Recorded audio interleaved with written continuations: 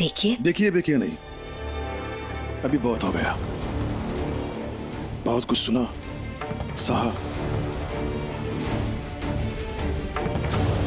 तुम्हारे पास 2 विकल्प है, सिर्फ 2। सोचो, फैसला करो। और मेरे पास उतना समय भी नहीं कि मैं तुम्हारा रोना धोना सुन सकूं। मुझे कल सुबह काम पर भी जाना है। सोच लो।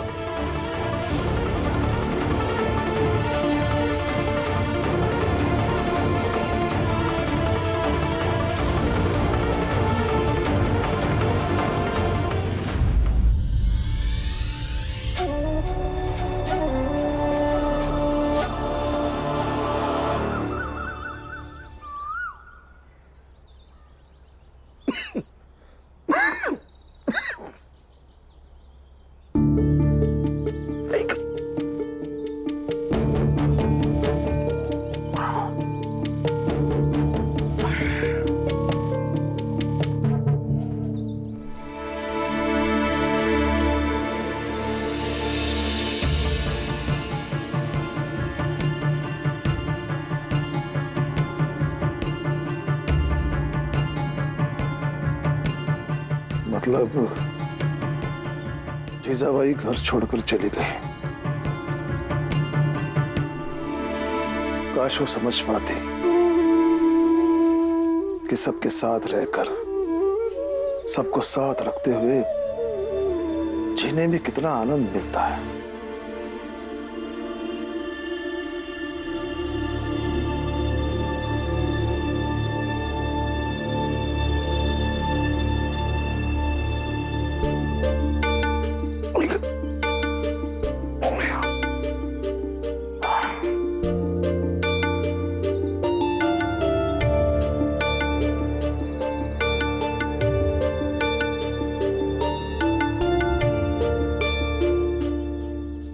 राम जी, सब कुछ ना भीम के कारण ही हुआ है।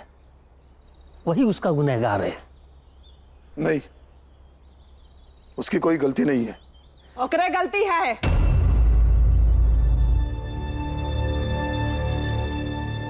कल भीमराव हमरे पति से बहुत बहस किया रहा। उन्हें बहुत उल्टा सीधा कहा। बेचारे इतना बेइज्जती नहीं बर्दाश्त कर पाए। पूरी रात जागते रहे, बहुत बेचैन रहे। सुबह सुबह उठ के पता नहीं बिना कुछ कहे कहाँ चले गए।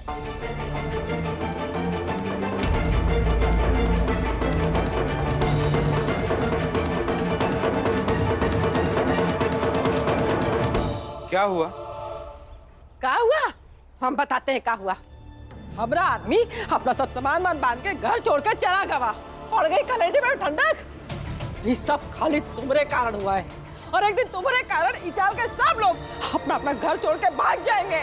काकी कहाँ चले गए हैं? अरे हमें क्या पता कहाँ चले गए। सुबह उठे तो सब सामान लेके जा चुके थे। अरे हमारा तो घर बर्बाद हो गया भैया। हमारा जोकू हमका छोड़ के चले गए। हम कैसे जिएंगे? हम क्या करेंगे?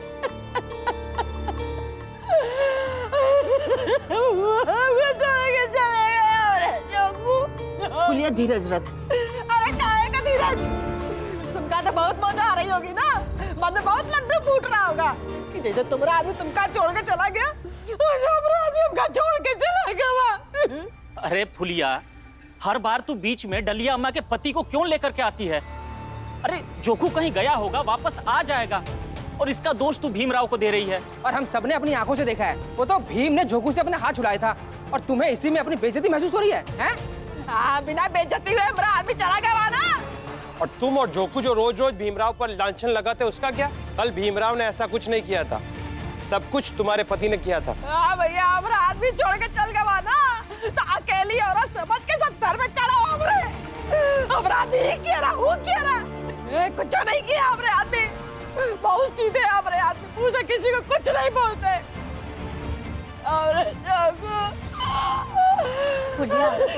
फुलिया रो मत। जोकू भाऊ को हम सब ढूंढ लाएंगे।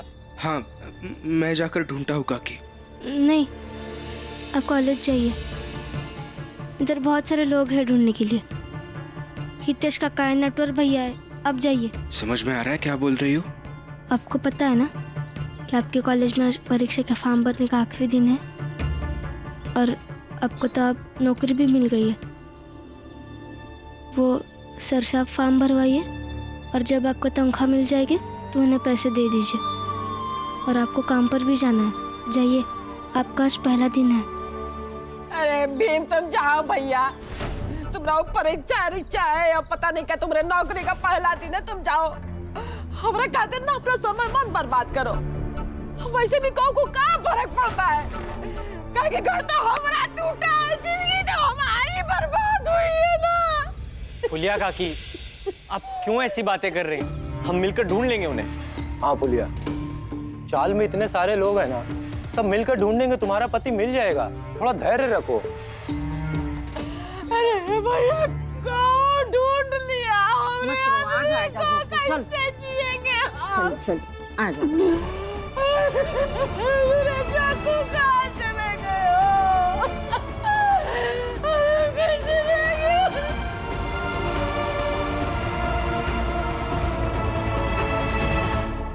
जाइए आप।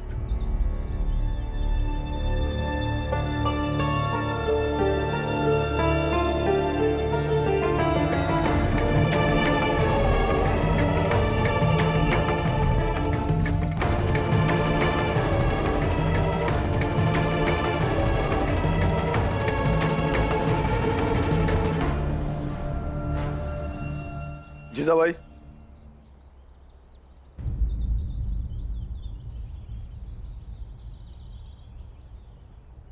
मुझे ऐसा लगा कि तुम ये घर छोड़कर चली गई,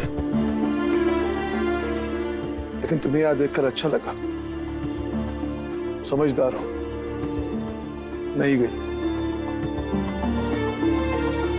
लेकिन यहाँ जो कुछ भी हुआ उससे कुछ बदल नहीं जाएगा। आज शाम तक मेरा बेटा और बहू मेरे घर में चाहिए, नहीं तो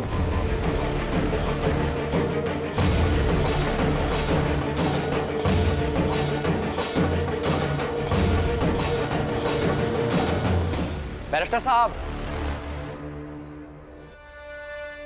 सुना आपने उस भीमराव को काम पर रख लिया?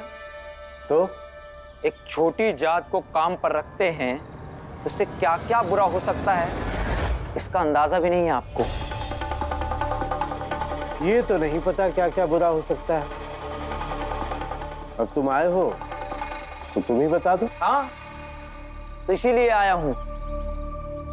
सबसे पहले ये जो पूजा करते हैं ना, ये भ्रष्ट हो जाएगी, आपकी कमाई खत्म हो जाएगी, और ये जो समाज में इज्जत है वो बर्बाद हो जाएगी।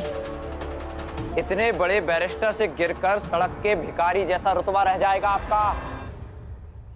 ये तो बहुत ही बुरा हो जाएगा। एक काम करता हूं, जब ये सब हो जाएगा ना तो मैं भीम को काम से निकाल दूंगा। जैसे उसको रखने से ये सब होगा, वैसे ही उसके हटने से ये सब अपने आप ठीक हो जाएगा। क्यों? जाओ तुम। बदतमीजी नहीं बैरिस्टर, बदतमीजी मुझे बहुत अच्छे से आती है। तुम्हें अंदाजा भी नहीं है कि तुम किससे बात कर रहे हो। चुप रहो, चुप। बंबई के नामी वकीलों में जिसका शुमार हो, वो ये सोचकर नहीं बोलता कि सामने वाला कौन है। इसीलिए दोबारा बेवजह यदि यहाँ आए तो धक्के मार के निकलवा दूंगा। बैरिस्टर, ये कि वकालत का रौब किसी और को दिखाना। मालूम है ना कौन हूं मैं? रेशम सेठ का भतीजा नरोत्तम जोशी हूं मैं। जिस दिन पाला पड़ा ना, बर्बाद करके रख दूंगा तुम्हें। वकील से तो वैसे भी पाला नहीं पड़ना चाहिए, इसीलिए मुझसे दूर ही रहो तो अच्छा है। बैरिस्टर, वो तो वक्त ही बताएगा। कि कौन किससे दूर भागता है। देख लूंगा तुझे। नरोत्तम जी, धन्यवाद। अगर आप ना होते तो ना ही मैं नौकरी के लिए इतना घूमता और ना इस ऑफिस तक पहुंच पाता। मनुष्य जब भटकता है तभी उपयुक्त जगह पर पहुंच पाता है।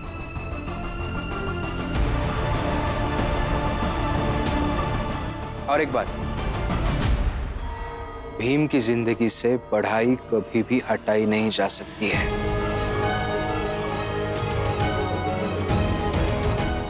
ऑफिस से सीधा कॉलेज जाने वाला हूं, परीक्षा का फॉर्म भरने।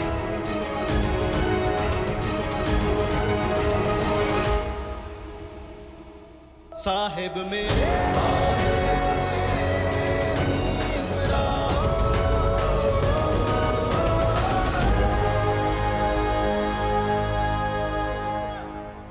आओ। रुको रुको, दूर आओ। रोक रोक। चले। काम दिया है तुम्हें, अपना धर्म, जात, पवित्रता नहीं त्यागी है मैंने। तुम अस्पृश्य हो, इसीलिए मुझसे और मेरे इस पूजा घर से दूर रहो और दूर दूर रहकर ही जितना मैं कहता हूं उतना करो, समझे? समझ गया सर। अभी क्या करूं? जब काम आएगा तो बताऊंगा, अभी जो समझ में आता है वो करो।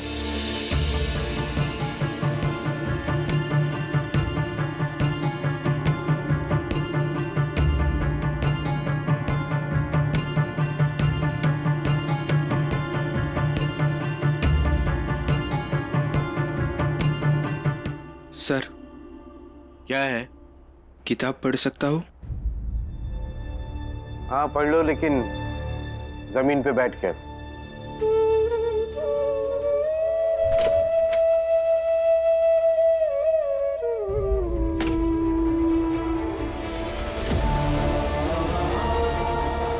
बाद में मुझे इस किताब का शुद्धिकरण करना होगा। अगर तुम चाहते हो कि तुम पढ़ो और ये बच्चे भी पढ़े तो उस कोने में जाके बैठो। ए, रुक। हम तेरे जैसों को इन मटकों का पानी नहीं पिला सकते। हम जिस माइक्रोस्कोप में आंख लगाकर देखेंगे उसमें ये भी अपनी आंख लगाएगा, हमारी टेबल पर बैठेगा, हमारी पवित्रता भंग करेगा।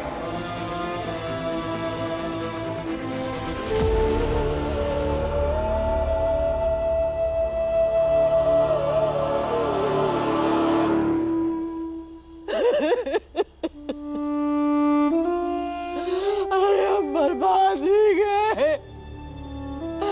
हमारा आदमी अभी तक वापस नहीं आया। अरे जग्गू, कैसे जिएगी तुम्हारे बिना?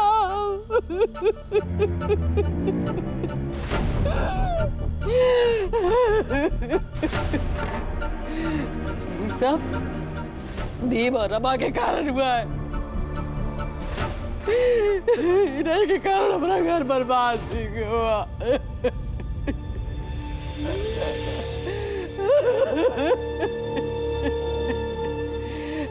भीम, तू हमारा गुनहगार है।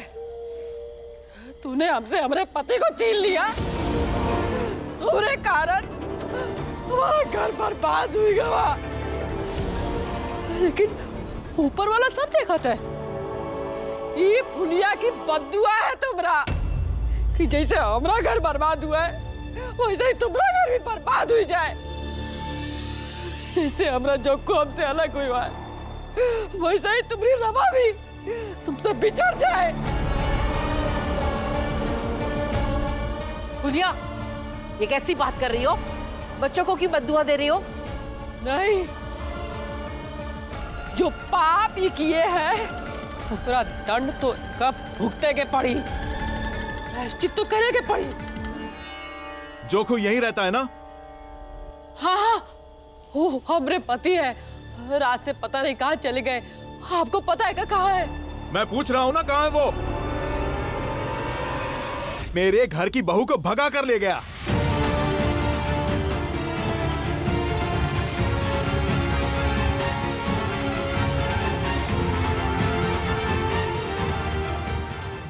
मेरा बेटा पानी के जहाज में काम करता है, वो लौट के आएगा तो क्या जवाब दूंगा? हिम्मत कैसे हुई हमरे आदमी के बारे में सब कहने की?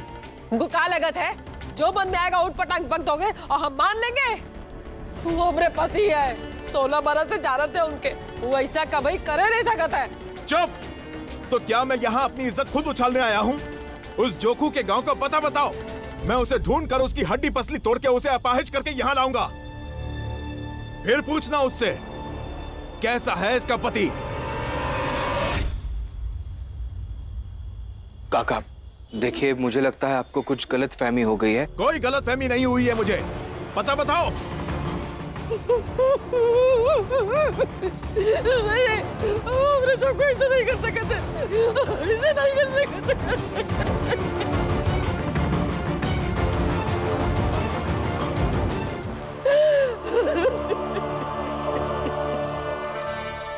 अरे बताएगा कोई? मैं जानता हूँ। तो बताइए। उसका गांव बाराबंकी है। ठीक है, ढूंढते हैं उसे। और तुम लोगों को भी पता चले तो बताना। ठीक है, चलो रे।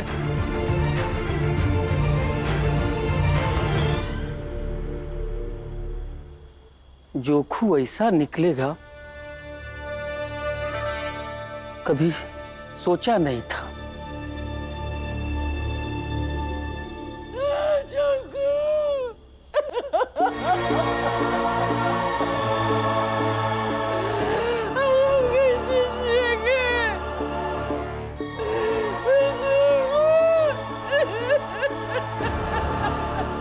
फुलिया, काकी शांत हो जा फुलिया, शांत हो जा, शांत हो जा, शांत हो जा। डलिया अम्मा, हम तुम्हारा बहुत मजाक उड़ावत रहे ना, लेकिन देखो तुम्हारे आदमी की तरह हमारा आदमी भी हमको छोड़ के भाग गया।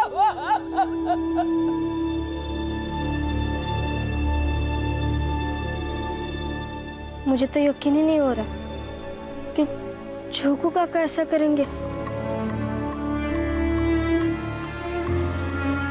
मैं काकी के लिए चाय बना कर लाती हूँ। रमा,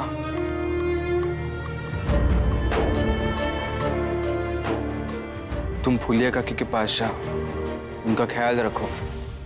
चाय मैं बना के लाता हूँ। ठीक है।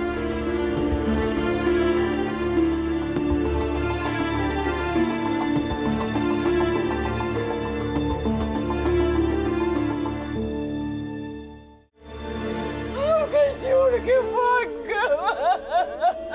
फुलिया काकी, काकी काकी, शांत रहिएगा, नहीं तो आपका सर दर्द करने लगेगा। शांत हो जाइए ना। और ऐसे कैसे जोखू काका भाग जाएंगे? हम सब है ना, उन्हें ढूंढ कर लाएंगे। हाँ फुलिया, अपने चौल में इतने सारे लोग हैं, ढूंढ लाएंगे जोखू को। शांत हो जा फुलिया। हाँ, ऐसे रोती रहेगी तो कैसे जी पाएगी? रोइए मत काकी।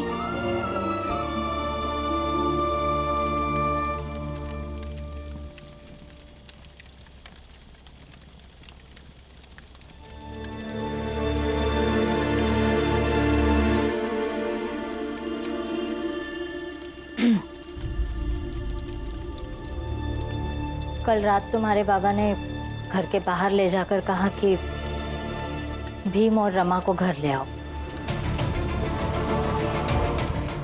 नहीं तो खुद घर छोड़ के चली जाओ। चली जाती, लेकिन तुम्हारे बाबा की तबीयत खराब है और उनका ख्याल रखने वाला घर में कोई नहीं। उन्होंने पहले ही कहा था कि उनके लौटने से पहले तुम और रमा घर वापस आ जाने चाहिए। आ जाना, बस इतना ही कहने आई थी।